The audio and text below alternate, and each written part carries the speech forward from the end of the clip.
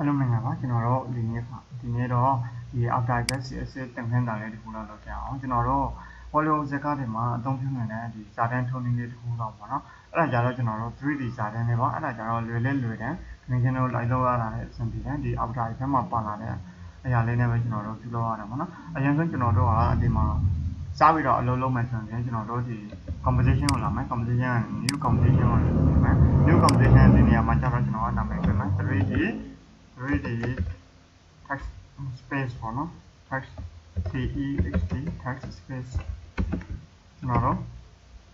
ကိုကြိုက်တဲ့နာမည်ပေးပါဒီနေရာမှာနော်နောက်ပြီးတော့ကျွန်တော်ရွေးထားပေးတဲ့ဒီ site အတိုင်းပဲကျွန်တော်တို့ကလိုက်ရွေးပေးမယ်နော်ဒီ site အတိုင်းပဲကျွန်တော်တို့ရွေးပေးမယ်ရွေးပေးပြီးဆိုရင်ကျွန်တော်တို့ okay ကိုနှိပ်ပေးနောက်ပြီးကျွန်တော်တို့ဒီလိုမျိုးရလာပြီဆိုရင်ကျွန်တော်တို့ site ရိုက်ဖို့တယ်ကျွန်တော်တို့ကဒီမှာ T2 ကိုကျွန်တော်တို့ရွေးမယ်နော် T2 ကိုရွေးပြီးတော့ရင်ကျွန်တော်တို့ဒီမှာချလိုက်ပါဒီမှာချလို့ရှိရင်ကိုလိုချင်တဲ့ကာလာကိုရွေးပါဖြူရောင်လေးဆိုရင်ဖြူရောင်လေးနော်ကျွန်တော်တို့ဒီနေရာမှာနောက်ပြီးတော့ကိုလိုချင်တဲ့စာသားကိုကျွန်တော်တို့ရေးထည့်ပါနော်နောက်တော့ဒီညာလည်းဟုတ်ပြီကျွန်တော်တို့ကိုလိုတဲ့စာသားလေးရတော့ရင်ကျွန်တော်တို့နောက်ထပ်တစ်ဆင့်ကျွန်တော်တို့ဒီနေရာမှာ 3D ဒီမှာပေါ့နော် 3D ပေါ်နေရမယ်တကယ်လို့ဒီကောင်မပေါ်ဘူးဆိုရင်ကျွန်တော်တို့ဒီနေရာလေးမှာနှိပ်ပေးလိုက်လို့ရှိရင်ဒီလိုပုံစံမျိုးရှိနေတဲ့ဆိုရင်ကျွန်တော်တို့ဒီကောင်ကိုနှိပ်လိုက်နော်တကယ်လို့သုံးဖို့ကျွန်တော်တို့ဒီလိုမျိုးပေါ်နေတယ်ကျွန်တော်တို့ keyboard ပေါ်က F4 ကိုနှိပ်ပါ F နဲ့ 4ပေါ့နော် F4 ကိုတွင်းနှိပ်ပါအဲ့လိုဆိုရင်ဒီမှာပေါ်လာပေါ့နော် F4 ကိုနှိပ်ပေးလိုက်ရင်ကျွန်တော်တို့ဒီကောင်ကိုပြောင်းအောင်လေးလုပ်လို့ရတယ်ပေါ်အောင်လေးလုပ်လို့ရတယ် F4 ပေါ့နော် F1 F2 F3 F4 ပေါ့နော်ဒီလိုကျွန်တော်အဲ့ဒီနေရာမှာကျွန်တော်တို့ဘာလုပ်ရမလဲဆိုဒီကောင်ကိုကျွန်တော်တို့နာမည်ပေးမယ် right click ထောက်မယ် right click ထောက်ပြီးတော့ကျွန်တော်တို့က rename ဆိုတော့နာမည်ပေးလို့ရတယ်ဒီကနေ့ကျွန်တော်တို့လာလို့ရတယ်ပေါ့နော်ဒီလိုမျိုးမဟုတ်ဘဲနဲ့ကျွန်တော်တို့ keyboard ပေါ်က enter ကိုခေါက်လိုက်ရင်လည်းကျွန်တော်တို့နာမည်ပေးလို့ရတယ်ဒီကောင်ကြတော့ကျွန်တော်တို့ 3D S P A C S ပေါ့နော် 3D space ဆိုပြီးတော့ကျွန်တော်တို့နာမည်ပေးလို့ရတယ်ဟုတ်ပြီကျွန်တော်တို့နာမည်ပေးပြီးတော့ရင်ဒီမှာ 3D ကိုကျွန်တော်တို့ဒီမှာ check mark လုပ်မယ်နော် 3D check mark လုပ်ပြီးပြီဆိုရင်ဒီနေရာလေးကိုလာမယ်လာပြီးရင်ကျွန်တော်တို့ transform ကိုလာမယ် transform နေရာမှာကျွန်တော်တို့ဒီနေရာမှာပေါ့နော်ဒီ position နေရာမှာကျွန်တော်တို့က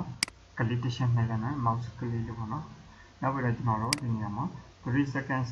ဒီနေ့ကျွန်တော်က1 second မှာလုပ်ချင်တာလား2 second မှာလုပ်ချင်တာလား3 second မှာလုပ်ချင်တာလား4 second မှာလုပ်ချင်တာလားပေါ့နော်ကျွန်တော်တို့ဒီမှာ3 seconds မှာကျွန်တော်တော့နော်ဖြစ်တဲ့တော့ကျွန်တော်တို့ဒီနေရာမှာထည့်မယ်ဆိုတော့ minus နော် minus 3000ဆိုပြီးတော့ကျွန်တော်ထည့်ပေးလိုက်မယ် enter ခေါက်ပေးလိုက်ဟုတ်ပြီလားအဲ့လိုဆိုရင်ကျွန်တော်တို့ဘယ်လိုလုပ်မလဲဆိုရင်ကျွန်တော်တို့ကြည့်အောင်ဒီနေရာမျိုးပေါ့နော်ဒီလိုမျိုးကျွန်တော်တို့ဒါကြတော့ဒီဗီဒီယိုစာတန်းထိုးတဲ့နေရာတွေမှာမြင်တွေ့ရမှာဖြစ်ပါတယ်ဒီနော်တကယ်လို့အမြင်လိုချင်တယ်ဆိုရင်2 seconds ဟုတ်ပြီလား Hollywood ဇာတ်ကားတွေမှာဒီလိုတော်တော်များများကိုစာတန်းထိုးတာကိုကျွန်တော်တွေ့ရတယ်နော်အသုံးလည်းများပါတယ်ဒီလိုမျိုးလုပ်တဲ့ဟာဒီဥစ္စာကားတွေမှာလည်းဒီလိုပုံစံမျိုးစာတန်းထိုးတဲ့ဟာလည်းပါတယ်နော်နောက်တစ်ခုကျွန်တော်တို့ motion blur ဖွင့်ပေးရမယ်ဒီကောင်လေးကိုပေါ့နော်ကို motion blur ဖွင့်တယ်ဆိုတာကျွန်တော်တို့ဒီနေရာမှာ motion ဆိုတာရှိတယ် motion ဒီကောင်လေးပေါ့နော်နောက်ပြီးတော့ကျွန်တော်တို့ဒီကနေပြီးတော့ဖွင့်ပေးရတယ်နော် motion blur ဆိုတာဒီပါမှာ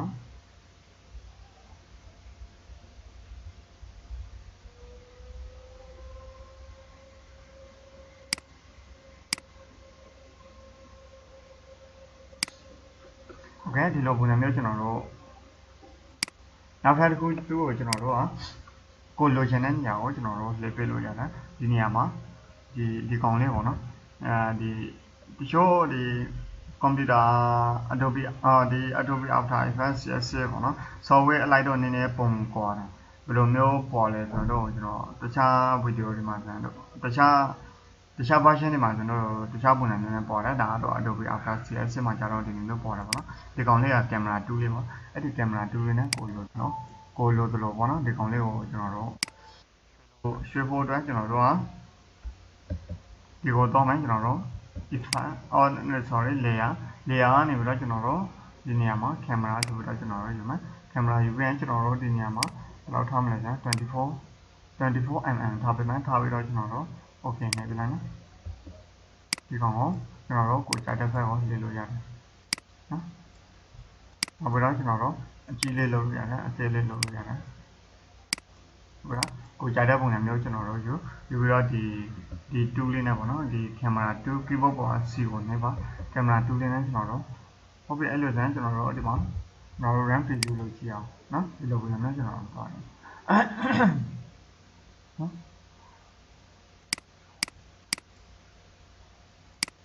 ဒီလိုပုံစံမျိုးကိုကြိုက်တဲ့ပုံစံမျိုးပေါ့နော်ကျွန်တော်တို့အဲ့ဒီမှာနောက်ပြီးတော့ကိုမကြိုက်ဘူးဆိုရင်ကျွန်တော်တို့ဒီနေရာကိုယူပြီးတော့ကျွန်တော်တို့ကိုကြိုက်သလိုထားပါမယ်ရှိနော်ကိုကြိုက်သလိုဖြစ်နော်ဒီ mouse လေးကိုရေးပြီးတော့ကျွန်တော်တို့ထားလို့ရတယ်နော်နောက်တစ်ခုကျွန်တော်တို့ဘာလို့ဆက်လုံးမလဲဆိုရင်ကျွန်တော်တို့ layer ကိုသွားမယ် layer ကနေပြီးတော့ကျွန်တော်တို့ layer ကနေပြီးတော့ကျွန်တော်တို့ light နော် light နေရာမှာကျွန်တော်တို့ကဒီနေရာမှာ point light ပေါ့နော် point light မှာကျွန်တော်တို့ color ကိုအဖြူအောင်ထားပေးလိုက်မယ်နော်နောက်ပြီးတော့ဒီနေရာမှာကျွန်တော်တို့ point light ကိုကျွန်တော်တို့ position ကိုနှိပ်ပေးမယ် keyboard ပေါ်က position ကိုနှိပ်ပြီးတော့ကျွန်တော်တို့နော်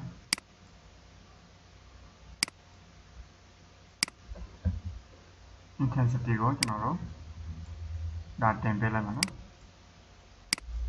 တကယ်လို့ဒီ point light ကိုကျွန်တော်တို့ double click နှိပ်ပြီးတော့ကျွန်တော်တို့ကိုလိုတဲ့အရောင်လေးတွေကိုကျွန်တော်တို့ထည့်လို့ရတယ်နော်ဒီလိုဆိုရင်ကျွန်တော်တို့ဒီ point light အရောင်ဟာပြောင်းသွားမှာဖြစ်ပါတယ်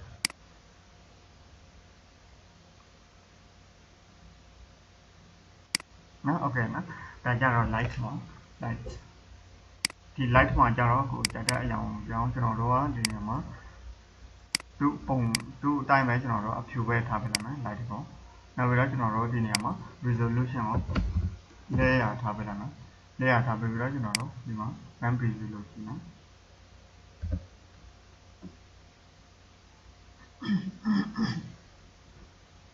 ဟုတ်ပြီကျွန်တော်တို့ဥပမာပေါ့ဒီစာတစ်ခုကိုကျွန်တော်တို့နောက်ထပ် duplicate layer တစ်ခုလုပ်ရှင်တယ်ပေါ့နော်ဒီမှာ edit ကနေပြီးတော့ကျွန်တော်တို့ duplicate လုပ်မယ်အဲ့ဒါ layer နှစ်ခုဖြစ်သွားလို့ရှိရင်ကျွန်တော်တို့တစ်ခုကိုကြတော့ကျွန်တော်တို့ဒီ layer တစ်ခုကိုကျွန်တော်တို့ဒီဘက်ကိုယူသွားမယ်နော်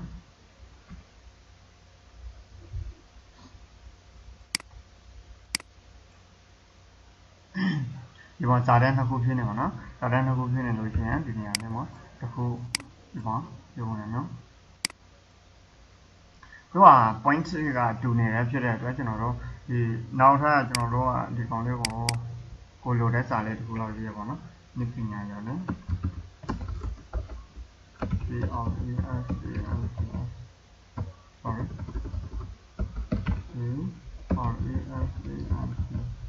presence ပေါ့နော်ဒီ presence ကိုကျွန်တော်တို့ကနောက်ထပ်အရောင်လေးတစ်ခုလောက်ထားပါမယ်ဒီရောင်လေးပေါ့နော်ဟုတ်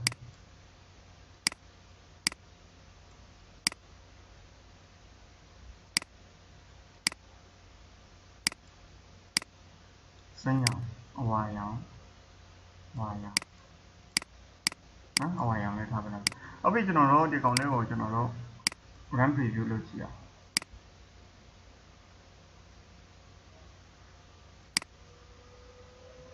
Okay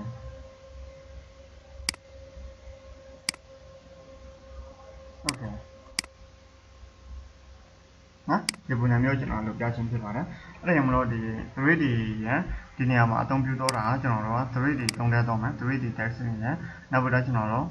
ဒီနေရာမှာ camera 2ဆိုတာတော့ဒီကောင်လေးခေါ်တာပါ camera 2နဲ့ကျွန်တော်တို့ကိုကြိုက်တဲ့ဘက်ကိုကျွန်တော်တို့ပြင်လို့ရတာပေါ့နော်နောက်ကျွန်တော်တို့ဒီကောင်လေးကိုကျွန်တော်တို့ back ဆုပ်တော့မယ်နော်နောက်ပြီးတော့ဒီကောင်လေးကျွန်တော်တို့ back ဆုပ်တော့မယ်နောက်ပြီးတော့ကျွန်တော်တို့ဒီနေရာလေးမှာ RAM preview လုပ်ကြည့်နော်ဒီလိုပုံစံမျိုးတက်ပြီးကျွန်တော်တို့တစ်စောင်းသက်ကျွန်တော်တို့